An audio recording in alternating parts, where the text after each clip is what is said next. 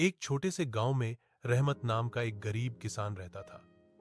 उसके पास ज्यादा जमीन नहीं थी और न ही उसके पास ज्यादा संसाधन थे। हर दिन वह सूर्योदय से पहले उठता था, अपने पुराने कपड़े पहनता था और अपने खेतों में जाता था। मिट्टी सूखी थी, बीज कम थे और पानी बहुत कम था।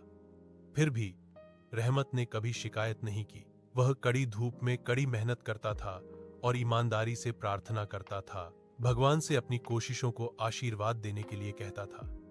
कुछ अमीर ग्रामीणों ने उस पर हंसा और कहा कि उसकी कड़ी मेहनत बेकार है, लेकिन रहमत धैर्य और ईमानदारी में विश्वास करता था।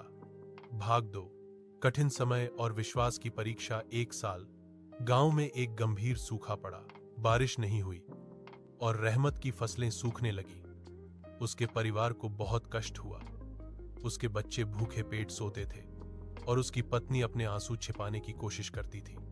कई बार रहमत ने खेती छोड़ने और शहर जाने के बारे में सोचा, लेकिन उसका दिल उसे अपनी जमीन छोड़ने की इजाजत नहीं देता था।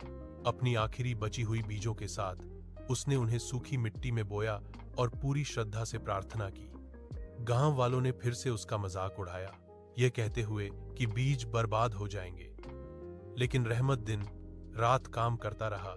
जो थोड़ा बहुत पानी उसे मिल सकता था, उससे फसलों की रक्षा करता रहा। भाग 3। धैर्य का इनाम। ईश्वर ने रहमत की धैर्य और कड़ी मेहनत को स्वीकार किया। एक रात भारी बारिश आखिरकार गांव में गिरी। कुछ ही दिनों में सूखे खेत हरे हो गए। रहमत की फसल किसी की उम्मीद से बेहतर हुई। उसने फसल बेची, अपना कर्ज चुकाया, अपने बच्चों को शिक्षित किया और अपने घर में खुशी वापस लाई। अब वही लोग जो कभी उस पर हंसे थे,